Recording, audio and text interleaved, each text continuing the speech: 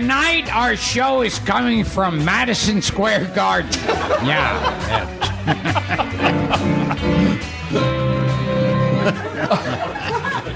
I'm Gilbert Gottfried, and this is Gilbert Gottfried's amazing Colossal podcast with my co-host Frank Santopadre, and on piano... I'm Joe McGinty. Joe McGinty. And this is our, I think, 100th episode. 100. What happened? Yeah, I don't know.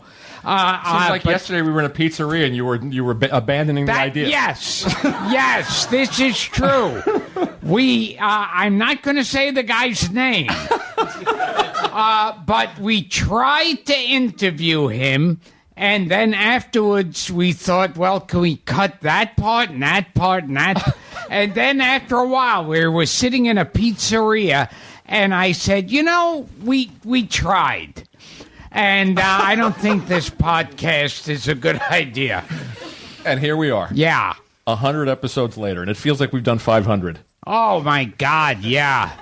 And working with you, it feels like even 1,000. Can I read some credits to thank some people who made this possible before we start? Mike McPadden is here, our social media guru. Mike McBeardo. Darren Foster, our other social media maven. Paul Rayburn, our researcher, is not here, but he's indispensable. Jessica Wynn, our photographer. Our engineer, Frank Verderosa. Where are you, Frankie? Right there at Nutmeg. We want to thank all the people at Nutmeg. And I'll go quickly to all the people who've made 100 shows possible. John Bradley Seals, our web designer. Wade Snook. Brendan Bliss, who is here somewhere. You'll be hearing more about him in the near future. Gene Beretta, Ryan Dillon, and Mark Gale, who you'll also be hearing about when we put something cool up on social media soon. Neil Berkeley, Alex Brazell is here. Andrea Simmons, John Murray, Glenn Schwartz. We want to thank all the people who've helped us book guests. Jeff Abraham, Stuart Hirsch, Danny Duraney, Matt Beckoff, Ryan Levy, Kathy Schaefer, Paul's wife, Cliff Nesteroff, Alan Zweibel, and Bobby Slayton, who is here in the sound booth. Mr. Slayton, former guest. Quickly, I'll get through this. We want to thank everybody at Sideshow Network, our partners, Rodney, Sean Marek, Heather, Maria, Andrew, Brian Sussman, Andrew Byrne, Andrew Stephen, and Brian Sussman. Everybody here at Sirius who made this possible, Don Wicklund and Eric E. Rock, Nagel, and the fabulous Joe McGinty on keyboards. We already did. I want to thank my wife for making this, for putting up with a lot over the last 2 years. And, of course, always last but not least, the person who had this idea originally, Dara Gottfried.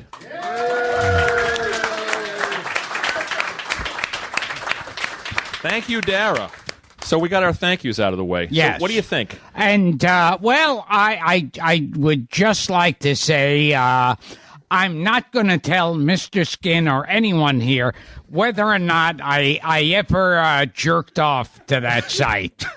I'm just keeping that a secret. We should point We should point out that for the 100th episode, we decided to do something different. Yes. So we do not have... We want to make it entertaining this time. Yeah.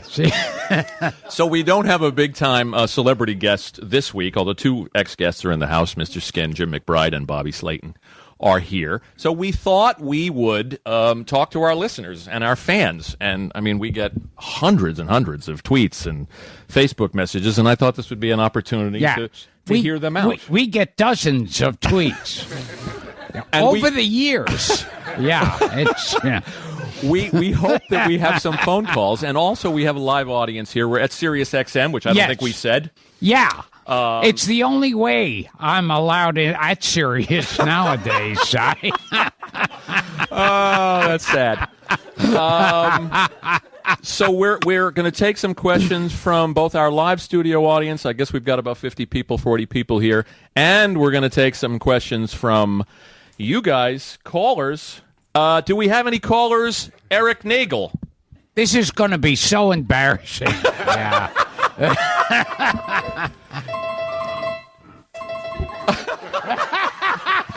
Nice touch.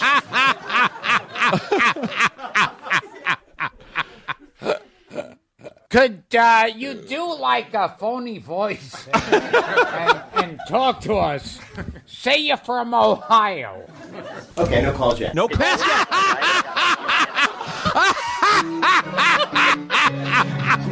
Now, wait a minute. Nagel told me that there were 15 callers before we came into this room. What happened? Now, I want you to know, before this started, we were having a discussion on should we have previous guests call in, and we said, no, that's going to take up too much time. And because there'll be a deluge of callers calling into this show. And why don't we do this then? I feel like I'm on a fundraiser. Why don't we go out in the Yes. We're going to go out in the street? Yeah, we'll go out in the street interviews? and beg. Hey, Steve. Yes. Why don't we take some questions from the nice people in the room, and then we'll wait for a call to kick in. All right. So help us out here, nice folks. People in the room, fans of the podcast. We feel so supported. Don't you feel supported? Yes. All these people in the room. It doesn't bother me at all that not one human being in this country or Australia is calling. It might be a technical issue. Let's start with this gentleman right here. Brendan. Maybe what's the most irritated you've been with Gilbert during an episode? This moment. Do you know the episode that required the most edits? I'll bet you can guess. Bet Darren knows. Oh, wait. There were a few. In 100 episodes, who do you think went farthest off the rails? Oh. Any guesses? Yeah. Oh, God. That is correct. Which? Frankfurt Rosa. Gary Busey episode. Oh, yes. Which would come as a shock to a lot of people. That Gary Busey. Gary, the average episode. Thank you, Don. The average episode requires anywhere between 5 to 10 edits. So there'll be audio problems. Gilbert will say something that Dara will call me and say, "Please save him from himself," and take that out of the show. But Gary Busey was something like 29 edits because he was just. My favorite part of that show, by the way, was I was on. That was the first one we did where Gilbert was live in the room. Yes. In L.A. And I was sick in New York, and I was on the phone. And Gary Busey said, "I don't know you, but you sound like a little girl wearing a child's wig." And I don't know what that means to this day. We have someone on the line. Oh, my God. Do you know this name? Oh, wait. Gino Salamone. Oh, yes. Is on the line. Gino, are you there? Oh, well, this is going well. Hello. Gino. Oh, yes. Hi, fellas. Hi, buddy. Gino's calling from Milwaukee. How did I know that? You are unbelievable. Yeah, But that's me. I want to tell you how this podcast has ruined my life. Go ahead. You're on the Late air, at buddy. night- okay, I understand. Late at night, if I've had a rough day, I will go to YouTube and look at old Jack Frost. We'll explain what that is. That's the Bob Hope video. And Gilbert and I had talked about this. When Bob was near the end of his life, his voice was really high. Yeah, see, Bob Hope used to be like, "Hey, ladies and gentlemen," yeah. And that when he became older, then and frail, it was like, "Hey, how about that Brooke Shields, huh? She's something else." He turned into Rocky the Flying Squirrel. yeah. Gino, I'm just going to take a moment to tell anybody that doesn't know, that isn't familiar with what you're talking about, you have to go to YouTube and look at this Bob Hope special. It was one of the last ones when Bob was losing it. It was like you'll swear when you watch it that Bob Hope had already been dead for 10 years. And he's dressed as Jack Frost. With a little stringy white beard and an elf costume and a pointed hat. And icicles dangling off of his face and eyebrows. Truly painful. You could see he doesn't know his own name. But what the only idea I have of watching this, Dolores, his wife Dolores, is in it, and I think this was her revenge for all the times he fucked around on her. That was it. That was her plot, to put him in a Jack Frost costume and put him on national television. You got to see it, Gino. What else, buddy? Okay, one more thing, too. I've known Gilbert many years. I never knew how much he loved to sing. And Larry Ragland, a comedian I'd never heard of, the dummy in the window. Okay, Okay, Gino. We'll let him. For the 100th episode, let's have a few lines. Thank you, buddy. Do you take requests? Tell little dummy in the window. Okay. Joe, you'll have to wing this one. Okay. You don't know Dummy in the Window? Should I give this some context? What kind of a musician are you? You want to explain Dummy in the Window? There used to be this comedian around the clubs named Larry Ragland. He used to sing this on stage. And it went a little something like this. Today I saw a dummy in the window.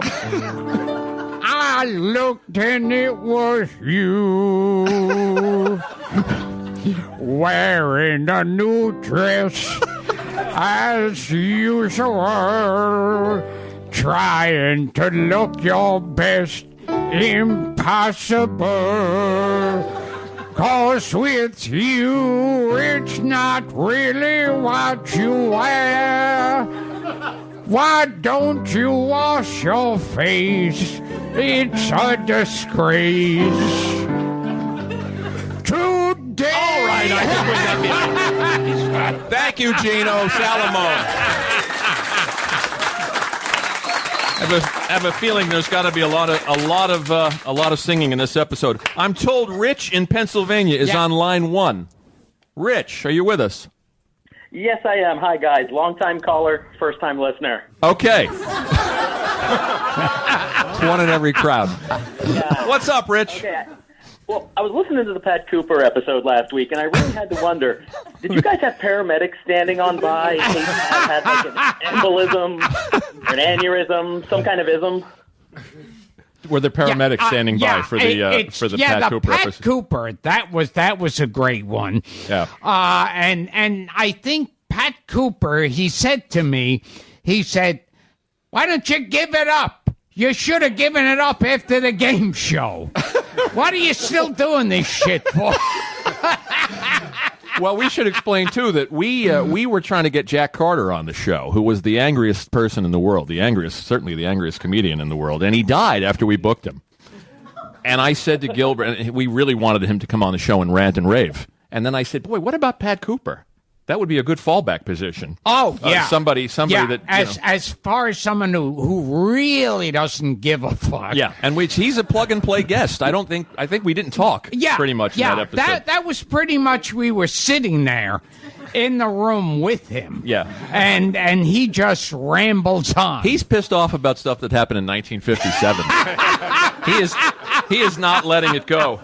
But we loved him. I mean, would he come out of the hospital for us? Oh, yeah. And Did he go right went right back. And I think he said something like, he was talking about Ed Sullivan. Right. And he said, a panda taking a shit is funnier than Ed That's Sullivan. what he said. Yeah. Thanks you, Rich. Thanks for the call. Did you have something else about Pat Here's Cooper? to another 100. Oh, what? Thank you, buddy. We appreciate it. Thank you. Take care. Thank you. Thanks for calling. I appreciate it. Andrew in Chicago, are you there? Yes, I'm here. How are you guys doing? We're doing well, Andrew. We're trying to save this from being a hot mess. What do you got? Oh, Gilbert, I want to know, have you ever heard the Paul Lynde story from when Paul Lynde was on an airplane? Oh, I don't Do think you know I the know Paul this Lynde one. airplane story? All right, this is what it is, and this is going to get really blue, actually. I think Gilbert could like this. It's basically Paul Lynde was on an airplane, and there was a young infant behind him that was screaming ballistically, and so Paul Lynde turns around and looks at the mother and says, "Hey, either you shut that child up or I'm going to fuck it."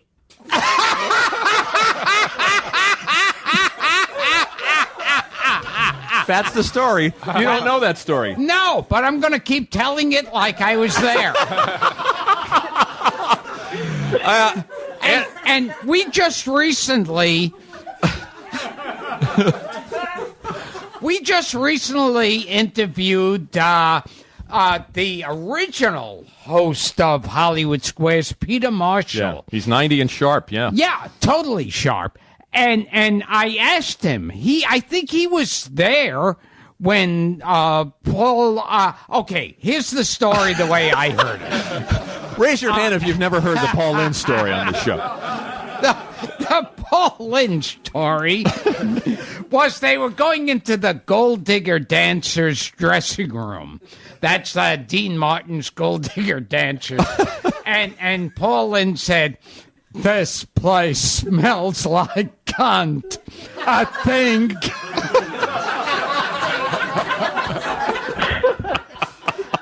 And I asked Peter Marshall, and he corrected me. Yes. Peter Marshall This is a corrected version said of this. very seriously, no, he didn't say cunt. He said pussy. Yeah. Yeah. So this is an educational show. It is an educational show. He took it very seriously. Thank you, Andrew. Thank you. Thanks for the call. Hey, I have one more question, if you guys don't mind. Go quick. So, Gilbert, is there any way we could hear the Alan Thicke theme song, Thick of the Night? Is there any way? Okay.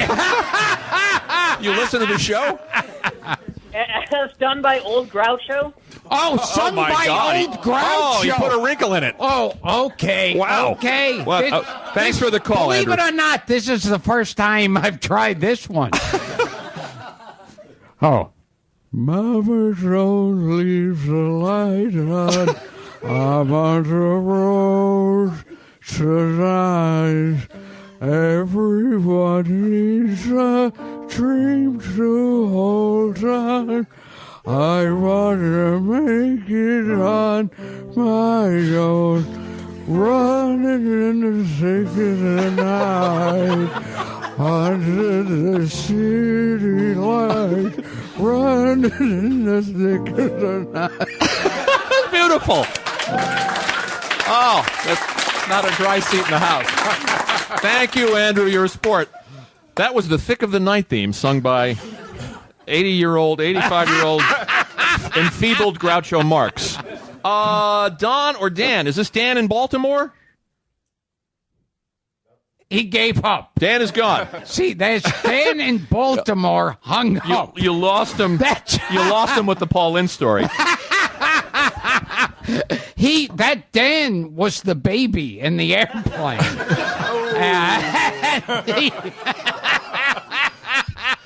All right, let me see what else I have on the list. Is Gene Beretta there? Hey, fellas. Gene, you there? Yeah, can you hear me? Hey, buddy, how are you? Hi. Good. How are you guys? We're good. We should explain. Gene is someone who did he did an illustration for Gilbert as a gift that you have on your your dresser. Yes, I don't know if I've ever told this story. But for the first time, let's see if I remember it. There was an actor, Cesar Romero.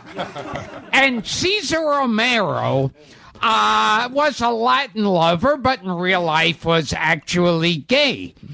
And not that there's anything wrong with that. And hang on, Gino, we'll get to you. What he was into, more than anything else, was gathering up a bunch of his boy toys, pulling his pants and underwear down, bending over, and having them throw orange wedges at his ass. And I don't know what day he woke up and said, hey, you know what would feel really good? Having orange wedges thrown at my ass. Now, some argue that it was tangerine. Yeah. That's there was no one arguing ever that it didn't happen. It's just a matter of what citrus fruit. Well, some dilettantes say it was clementines. Yeah. Some say it was entire grapefruits. So Gene, who's on the phone, who's a children's book author and illustrator, did a lovely rendering of Cesar Romero in Joker makeup. There we go. Thank you, Joe McGinty, throwing the oranges in question at Caesar's tush. Anton in New Jersey, line 2. Hello, gentlemen. How are you? Hi. And I lose that use that term loosely. I have here Vincent Price with some trivia questions for you. Oh, fuck. Now, these are not questions about Vincent Price. This is Vincent Price asking questions. Would you like to field a couple? Wait a minute. Is this from that electronic board game where the Vincent Price trivia thing from the 70s?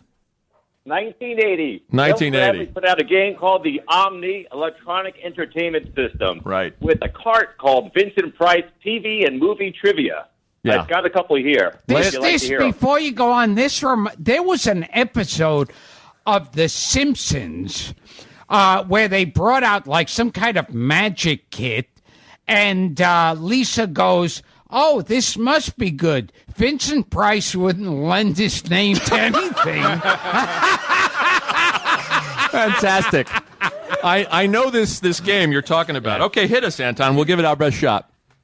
All right, I'm gonna give you a softball one. All right. Go ahead. This is in Vincent Price's voice, right? Oh, great. Fantastic. All right, hold on. Go, buddy. All right, here we go. Softball. Who played the part of the Joker in the TV series? 1, Frank Orson. 2, Vincent Price. 3, Cesar Romero. 4, none of the above. I throw my hands up on this one. I don't know. Were you able sorry. to hear it? Good. I'm a little embarrassed. Right. We're stumped. Yeah. You're stumped? Hold on. Vincent Price was Egghead on the Batman series, and choice one, Frank Ocean, was, of course, the Riddler. And everybody in this room knows that. Or they wouldn't be here. And who was John Aston again? He was the replacement Riddler. Oh, when it was... God, that's when they right. When they didn't hit Gorson's number. Oh. What else you got for us, Anton? All right, I got a little question about Laugh-In. Would you like to hear that? Laugh-In. Okay. A Laugh-In question. Go. Oh, Laugh-In. All right, here we go. Hold on. True or false? Many popular sayings came out of the sketches in Laugh-In. Here comes the judge. That was one of the phrases. That was now, true. is that a popular phrase? True or false? I think that's Yes, it was Pigmeat Markham. Yes. Right. And originally, they would have Sammy Davis Jr. Correct. doing that. In the powdered wig. And then they actually found Pigmeat Markham. That's correct. And had him on.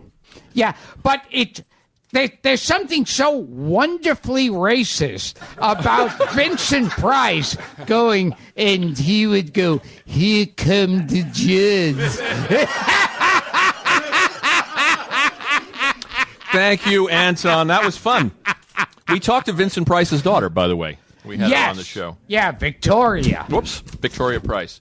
What do we got here? Mike, can this be true? Michael in Japan? Oh. Yes, that's. Are they still angry? Well, I never tell anyone what I'm listening to. It was a fucking joke! All is forgiven, Michael. Well, maybe I do know where there's an Affleck stand in one of the local department stores. What is the question you have for us, sir? And you really listening to the show in Japan? Yes, I download it every week, twice a week, actually. You flatter us. Your English is getting very good. Yeah. Oh, well, thank you very much. No, my question's this. You talk about all the older shows and movies you like. Is there anything in the past 10 or 15 years that's really wowed you? Like recently you talked about detective shows. Well, today detective shows have their individual episodes, but then they'll also have an overarching season-long story arc. Do you follow any shows like that, and what do you think of that kind of format? You don't watch television. No, I can't follow. Like, there are only shows that are popular now, and where I haven't seen one episode of. Uh-huh. And you wear that as a badge of honor, don't you? Yes, that I'm totally uninformed. I sort of like the first season of True Detective. Not everybody did. My wife and I liked it, but does that? There was that. Okay, there was that girl. I'll bring this to Mr. Skin. Yes. Yes. Wow. Yeah. Mr. Skin is in the audience. Yeah. Jim McBride, one of our previous guests. Yeah, I saw that clip. That was good. What was easier, that question or the Cesar Romero question? He was on that fast. Thank you, Michael. Thanks for your question. And thanks for listening all the way in Japan. And I recommend it to people all the time. We They appreciate don't that. understand what I'm saying. And do they say, "Oh, fuck him"? Well, no more than anyone in America would. Quick. I took a moment to go through 100 episodes this week and list some of this. Mike's getting away from me. And list some of the songs, and this is a partial list. Some of the songs that you've favored us with. Well, I wasn't really ready, but This is a partial list. The Lords of Flatbush theme, the Cinderella Liberty theme, which you sang to Paul Williams. That's a household hit. Bang the Drum Slowly. This is one of my favorites. The music from the movie Zapped with Scott Baio. Yes, thank you. You sang the Rainbow Connection and the Phantom of the Paradise theme to Paul Williams. Oh, yes. You sang the Life and Times of Judge Roy Bean theme to a reluctant Bobby Slayton. You sang The Man Who Shot Liberty Valance and Town Without Pity with Paul Schaefer. Yes. You sang the theme from Foul Play to a very stunned Chevy Chase. Yeah. Dummy in the Window we already talked about. You did theme songs from F Troop, Car 54, Thick of the Night, Underdog with Bob Costas. Oh, yes. That was a highlight. Roger Ramjet, Captain Nice, and the 4:30 movie, the Burt Bacharach, to name a few. And you tried to sing Walk Away Renee with Michael McKean. Yeah, but I think he was intimidated by my singing voice. And, of course, the highlight of 100 episodes, the musical highlight, your duets with Dick Van Dyke. Oh, my God. Put on a Happy Face and Supercalifragilistic. Yeah. Dick Van Dyke and I sang 2 duets together. That was great. That was an amazing... A career highlight for you? Yeah. But when you consider my career, it's not saying a hell of a lot. If we have time, we'll come back and sing one of these. Getting booked at Giggles in Long Island is a career highlight for me. Anyway, that's just a partial list of some of Gilbert's, some of the tunes that he's warbled on the show. Wow, all these people are calling. And we, I think it was the guy whose name I still can't pronounce. Greg Evigan. Yes. Yeah. You almost called him Glenn Evigan. Yes. On the show. Yes. I was about to say, well, thank you. And Frank saw the shape my mouth was taking on. So he wrote down Greg on a piece of paper. Yeah. And he had worked with this David Pomerantz. Yeah. Who had written at least two of the songs from Zapped. Did we stump you with that one, Joe? You got the songs from Zapped are not in your repertoire, your regular repertoire? Phantom of the Paradise. You want to do a little bit of Phantom of the Paradise? Okay. Let's see. Okay. Or Rainbow Connection? Oh. Well, let's do the Rainbow Connection. In honor of one of our... Do you have Nice to Be Around? That one I don't have. Cinderella Liberty. Fuck. What use are you? Why don't you do a little bit of Rainbow Connection? Okay. Why?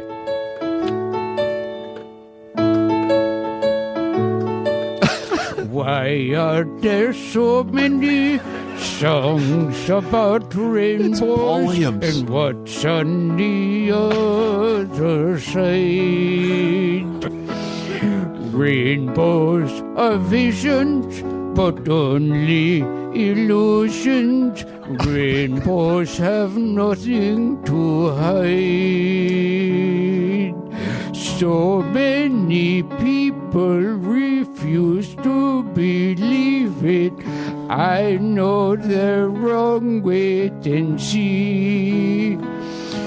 Someday we'll find it, the Rainbow Connection, the lovers, the dreamers, and me. Beautiful. Paul Williams, ladies and gentlemen. Paul Williams.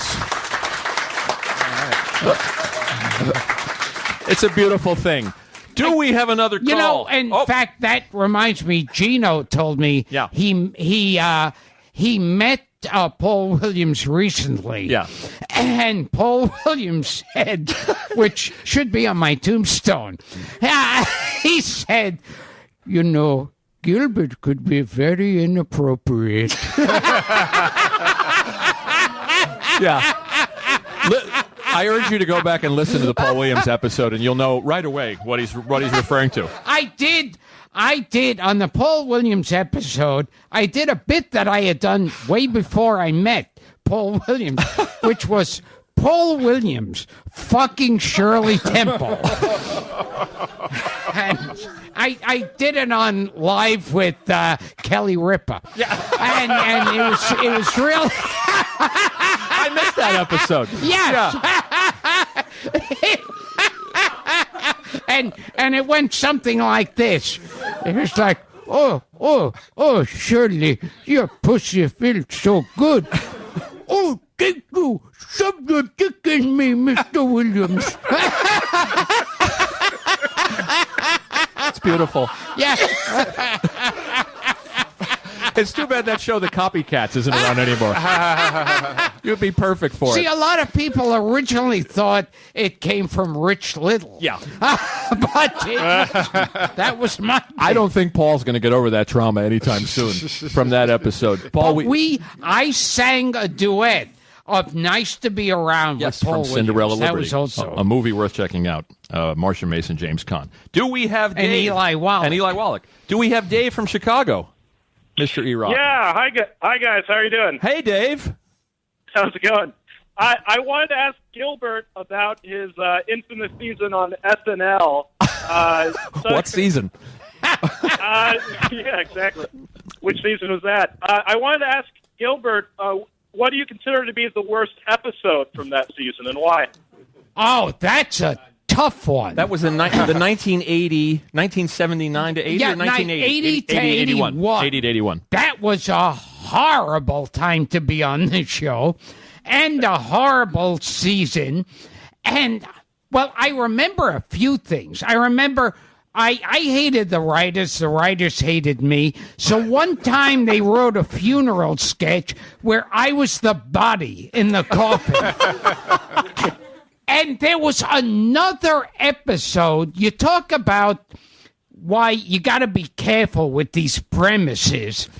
They had David Carradine on the show, and they had written a bunch of things, and then they got the brainstorm that he had done that show, Kung Fu. In the 70s, yeah. And in Kung Fu, he's one of those characters who wanders from village to village, getting involved in people's lives. So they said, wouldn't it be funny if he's that character throughout the whole show and he just wanders into bits?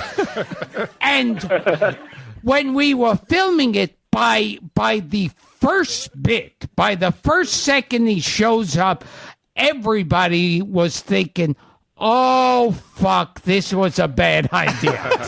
It's like that's the only SNL theme show I can think of. Yes. Where they had one idea that they ran through 90 minutes. Horrible idea. Yeah. And this, imagine like those bits, the sketches on SNL where it starts off and this one's gonna suck. Now that multiplied by 10 sketches. It was horrible. There's a fun video, actually, of you, you and the original cast, Denny Dillon and Rocket and Eddie Murphy, with Bill Murray in the dressing room, where he's giving everybody the pep talk, and he leans over and gives you a little lucky rub on the head, and you got the fro. Oh yes, it's very strange. Very strange to see. And I remember that's the one, like Paul Schaefer has said to me several times, he goes, Harry Shearer hates you. he just totally, he hates you. And it's because on the show, in that bit, it's supposed to be Bill Murray's giving us a pep talk. And first he says, introduce yourselves. So, like, Charlie Rocket comes on and says, well, I'm Charlie Rocket. I'm kind of like Chevy Chase. And Joe Piscopo says, I'm Joe Piscopo. I'm kind of like Dan Aykroyd. And I said, I'm Gilbert Gottfried. I'm kind of a mixture of John Belushi and that other guy who used to do imitations who nobody remembers. and Harry Shearer identified himself. Yeah, but Michael McKean said if Harry Shearer hates you, you're in very, very good company. Yes. and not exclusive company either. Dave, thanks so much for the call and the question, buddy. Thank you very much. Do we want to do a couple of questions in the room? Does anybody have anything? I feel like we're neglecting the room. The trusty Steve is here with a roaming mic. This gentleman, John, I'm going to introduce you, John. Yes. John Fotiadis. That's it. One That's of our loyal fans is here. I am. Architect extraordinaire. I'm a convert, that's for sure. Go ahead, John. Groucho, why did you invade Iraq? Because Chico needed the money. Thank you, John. He's setting us up. We should travel everywhere with him. Ask me one other important question. Groucho, why did you create Al-Qaeda? Because Chico needed the money. Thank you, John, for the setup. This gentleman in the back. Identify yourself, sir. Hi there. I'm BJ. Hi, BJ. Are we any closer to getting a hold of Papillon Susu? I don't know. Have you tried to call her? I think we tracked her down to London. Should we explain the whole Papillon Susu thing? Papillon Susu was the girl in Full Metal Jacket who goes, "Me so horny, me love you wrong time," and I gotta find her. This is Gilbert's idea of a great get for the show. Yes. Well, to me, like a woman who had one line in a movie in 1988 and possibly doesn't speak English. Yeah, as much as like we'll always have Paris, and I don't think we're in Kansas anymore. I mean, this is an immortal line. It really is. Me so horny. Last we checked, Phil Silvers. Yeah. I was just to update BJ's question, just to give BJ an answer. We did a little research into Papillon Susu, and she left the business, and I believe she's a chiropractor living in London. So if this hasn't gotten to her by now, maybe she'll come and talk to us. All right. Maybe I can get adjusted lung time. Maybe. She's on the want list. Should we do some more calls to amuse the people in the booth, if nothing else? Alexander from Kentucky. I was listening to the Steve Cox episode today. Let me help you. Yeah, the writer Steve Cox. Yes, Steve Who lived with Groucho. No, that's Steve Stoliar. Oh, Steve Cox. Steve Cox, the entertainment writer. Right, he's an entertainment author. That was a very funny one. Okay. Yeah. But the Dueling Grouchos with Steve Stoliar is one of my favorite episodes. That was a great one. The writer Steve Cox, actually, he said that Jerry Lewis was the one with the glass top coffee table. I actually have a tape of Jerry Lewis under the glass coffee table getting shit on. Okay. Here, I'll switch it on now. Why in the thing with the punching? Woohoo! With the thing and then he go, Thank you, Alexander. Okay, do we have Tom in New York? I'm afraid of this one. Tom? Hey, guys. Hey. I've heard a lot of podcasts in my life, but this one's the best.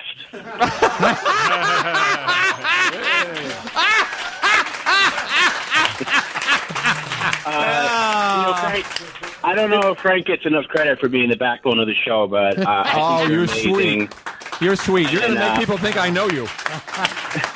Well, more importantly, you're the best Gilbert Wrangler out of anybody I've ever known.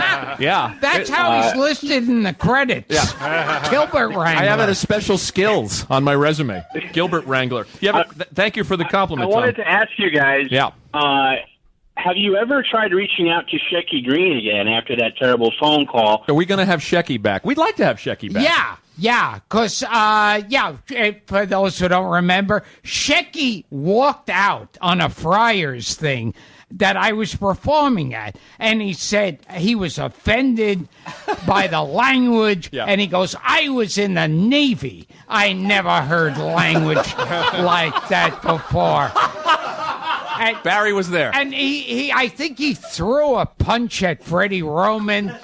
He tore up his Friars Club. Yes. Yeah. Yes. He tore up his membership. Or tried to, but didn't have the strength. Because it's laminated. Yeah. and he got up and walked out, which surprises me in two ways. Number one, he could get up, and two, he could still walk.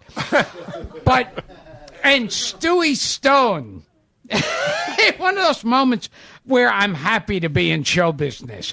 Stewie Stone said to me, that Shecky, he's a fucking asshole.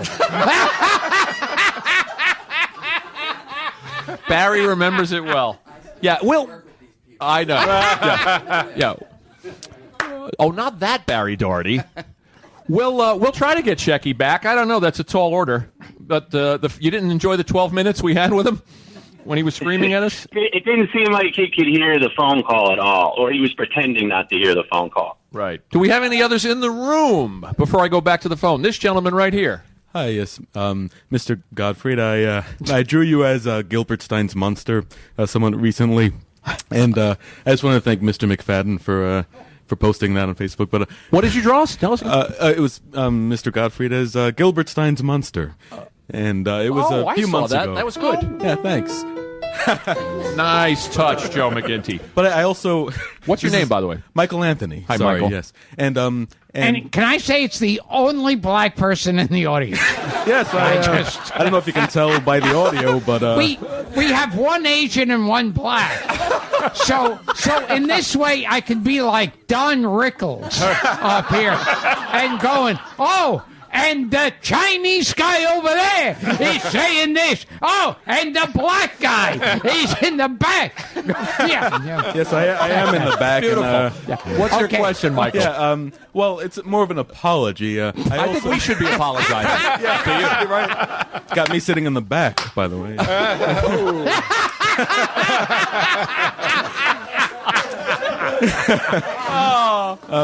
But I also this is going to be awkward, but you can cut this out if you want. That's okay. But I also wrote the review, a glowing review of the podcast for the Church of Satan, and I'm sorry. You wrote a review of the podcast for the Church of Satan. Yeah. and I was on Facebook, and apparently I forgot to mention you, Mr. Santo Padre. Oh, well, and it's not because your name is Holy Father. Yeah, well. Don't let that get in your way. Okay. But thanks so much. Thanks for the positive review in the Church of Satan website. How did we miss the Church of Satan review? Yeah, that's who the show is produced by. This gentleman right Gilbert, here. Oh, Gary Krantz. Gilbert, in this political season, can you tell us about the time you met Jackie O? Oh, see, that's a whole bit. Okay. The people are setting up old bits from your act from the 80s. Yeah, this is kind of like when you go on Leno, and he would go, I read somewhere that you had a roller skating gorilla, and you were trapped in an elevator with a roller skate. I don't know where I heard it. Can you tell me a little something about that? Years ago, I was at a party, and Jackie Onassis was there, and I figured I wanted to play a little party game to help break the ice. So I went over to her, and I said, do you remember where you were? I remember. And she just walked away. She's conceited. Thanks, Gary. I thought Barry was taking the show down. Mike McPadden has a question. Mike, lay it on us. Okay, definitive answer now. Yeah. Uh-oh. Munsters or Addams Family? Me, Munsters. Yeah. Ooh, that's a tough one. Yeah, I never got into the Addams Family. I don't know why. I was always aware that John Aston was just doing a Groucho imitation through the whole show. He was always like, "Oh, Morticia," they would like, yeah. And I liked the Munsters. I always thought Alan Alda was doing a Groucho impersonation on MASH. Yeah, a lot. A little bit, or an homage. Yeah. That's a tough call, Mike. And a request. Can Hervé Villechaize sing Goodbye from Phantom of the Paradise? Okay. I don't know if I have that one. Okay. Do you know if Joe knows Phantom of the I know Paradise? some of them. I don't All know right. if I know that one. We'll see. Give it your best shot. Okay. Or another Phantom song. All right. Old Souls, you know that one? In this context, when we say Phantom, we know it's Phantom. He doesn't of the have a Paradise. key, Joe. All right. Okay. Oh. Days go short and then... Oh, That's no, Paul I'm Williams. doing Paul Williams. Days go short and the nights get colder. Some people get wise, you just get older. But you never listened anyway. That's the hell of it. Good for nothing, bad in bed. Nobody loves you, you're better off dead. Goodbye, goodbye, goodbye, goodbye. We all came to say goodbye. Brilliant. If you like Gilbert's Hervé Villechaize impression, may I direct you to the Mario Cantone episode where Mario, we did When Harry Met Sally dialogue with Mario as Carol Channing and Gilbert as Hervé Villechaize. It's a can't miss. And as far as the Addams Family is concerned, I like the Addams Family theme a lot better. Vic Mizzy. Yeah. But they're both great, in my opinion. And we love Al Lewis. Oh, yeah. There was nobody like him. I remember when I would go to these Al Goldstein brunches, and they would have the strangest. I mean, I don't associate the word brunch following the words Al Goldstein. Anybody else? For me to be disgusted by the people I was sitting with says a lot. But I remember a couple of times I would be sitting next to Al Lewis, Grandpa Munster, and he was a character and a half. That guy, much taller than you'd think. Oh, very tall, very tall guy, and he, for some reason, he accepted like a Western style. Oh yeah, with the bolo tie. And the cowboy hat. Yeah, that was weird. And like these snap closed shirts, and he would have that smelly cigar, and I only met him once when he had the Italian restaurant on Bleecker Street, Grandpa's, and I was in film school, and I had a screenplay sitting on the table. He walked over with a stogie in his mouth. He said, "Is that a script?" I said, "Yeah," and he picked it up and he went like this. Overwritten. That's great. That's my Al Lewis story. Should we go back to the phones quickly? Robert in New Jersey, are you with us? Yes, I am. How are you, Frank and Gilbert? Thank you for holding on and waiting through Hervé Villechaize. Happy to listen to the show. You're a sport. What do you got for us? So, one of my favorite sleeper movies is The Idolmaker with Ray Sharkey. Oh, yes. Sure. So I have a two-part question. We talked Gilbert, about that with Frankie Avalon. Yes. Do you have any memory of working with Ray Sharkey when he hosted Saturday Night Live? Ray Sharkey hosted Saturday Night Live. Everybody remember Ray Sharkey from Wise Guy, the show Wise Guy with Ken Wall and The Idolmaker? He had a short career. Ray Sharkey, he was starting to get big. He was going to be the next big guy. And I remember they did a takeoff on The Idolmaker. And I think the next question will probably be, can I sing the theme? Was that your question, Robert? That was it. Can Gilbert sing a song from The Idolmaker? Okay. Let me see if I remember just the first words of that. Oh, yes. Of course you do. Peter Gallagher sang this. Baby, baby, I just want to take you where I'm going. Baby, baby, I just want to take you to the sky. I'll make you feel good, baby. I'll make you feel love, baby. I want to take you to the sky. Why, oh, why? Beautiful. Why are we not close together? Tell me why did someone break your heart? There's about 40 people in this room. Beautiful. And the only person in the room with her fingers in her ears is your wife. Yes. And I should have him on the show to sing a duet, because I sang a duet with him in real life. I saw him at a party and I started singing that, and he sang along with it. Peter Gallagher. Peter Gallagher. Oh, we should have him on the show. Yes. We should ask him, see if he remembers that. You know, I have a story here, too, that I want you to tell quickly. This is fun. You should probably tell the Steve Lawrence story again, because it's the one you told on The View. Yeah, see, we're always after, like, older celebrities. And I really wanted Steve Lawrence. Still do. Yeah, Steve Lawrence and Edie Gourmet on this show. And Edie's going to be a long-distance call now. Yeah. But Steve. And so I asked Dara to call Steve Lawrence's manager to get him on the show. And she said to me, I called Steve Lawrence passed.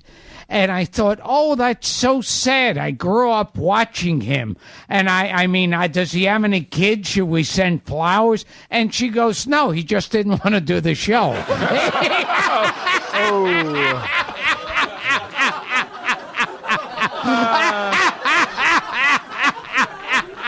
I'm fond of that one. Do we have Bobby Slayton? Do we have Will on the line? Will is with us. Hello. Will, let it rip.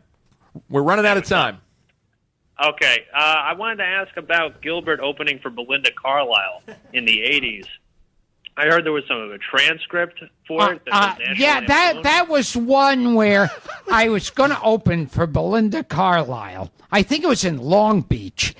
And her manager said to me ahead of time, keep it clean. And I'm the person to hire if you want a wholesome family fun. Keep it clean, because there's a lot of little girls and their mothers in the audience.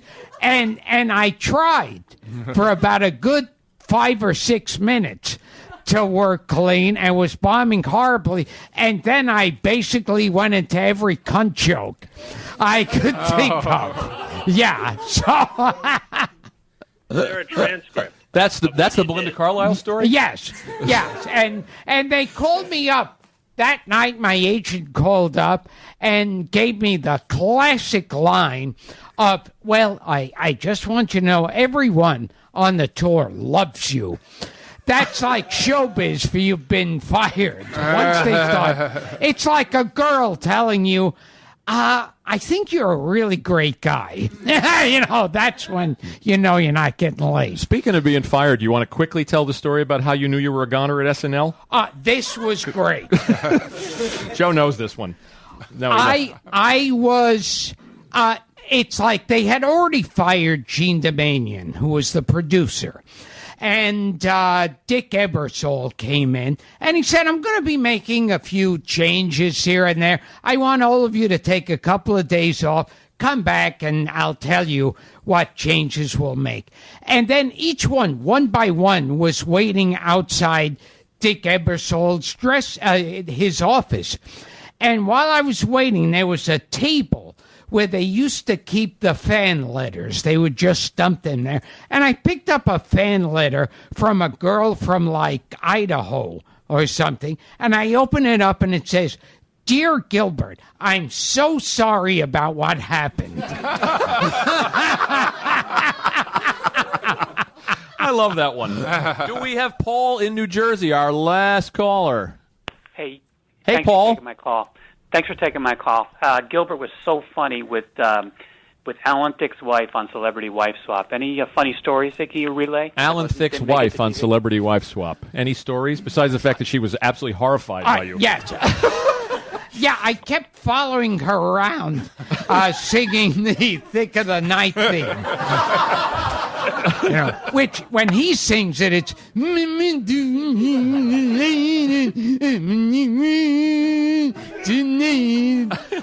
And she kept screaming at me, getting angry, saying, he doesn't sound like that. He does not sound like that. Stop it. That doesn't...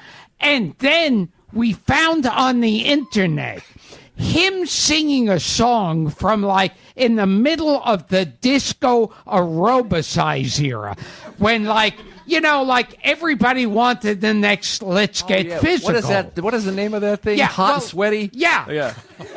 Sweaty and hot. Get it right. Because Olivia Newton-John had corrected. Let's Get Physical, a monster hit. So it was followed by Diana Ross with I Love Muscles. And then Alan Thicke in what is like, I think the biggest homosexuals out there watching this video would say this was too gay. It's Alan Thicke surrounded by these skinny boys, all in tight day-glow spandex, and Alan Thicke. You all have to look at the video. He sings, sweetie in hot, that's how I like it, sweetie in hot, come on, baby, get sweetie in hot. And she heard that and said, oh, fuck, you, that is how he sings.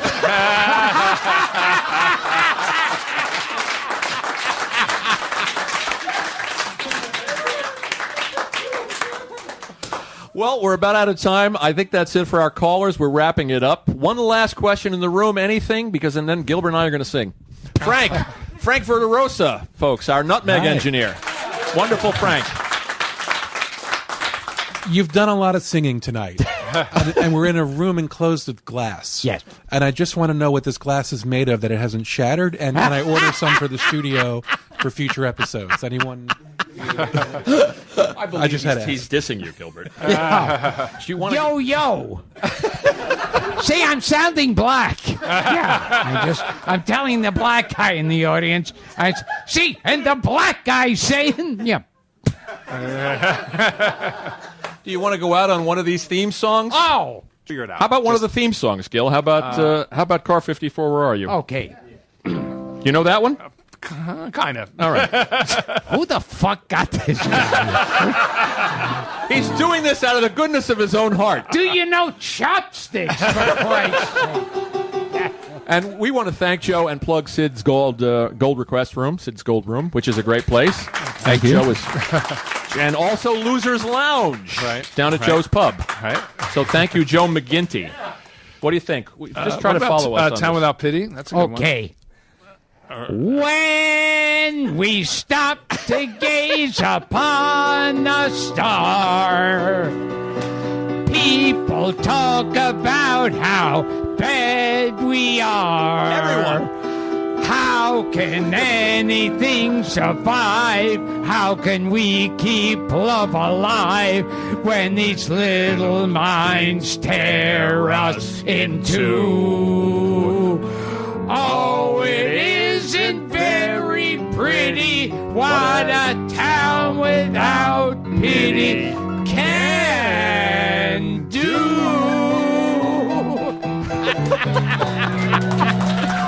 Thank you all. Thank you all. Thank you, everybody. Thank you. Ashley Bagoda is here. Thank you, Don. Thank you, Bobby Slayton, Eric Nagel, Frank Verderosa, Brendan Bliss, Gary Krantz, Barry Doherty, Phil Silvers. Abe Pagoda is here. Ashley Pagoda. Abe Pagoda. Mr. Skin, Andrea. Yes. Jessica, John, thank you. I'll be jerking off to your website tonight, sir. Yes. Thank you all. you.